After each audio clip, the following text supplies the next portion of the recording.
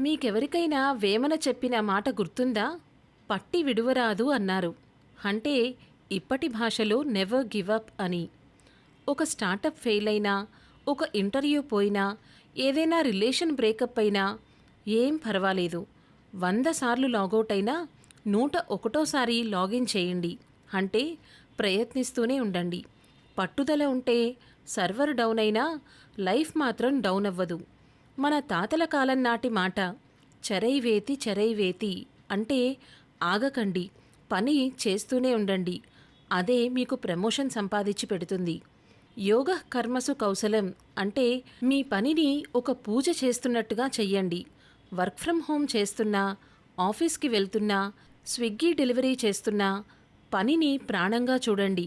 ముందుకు సాగుతూనే ఉండండి.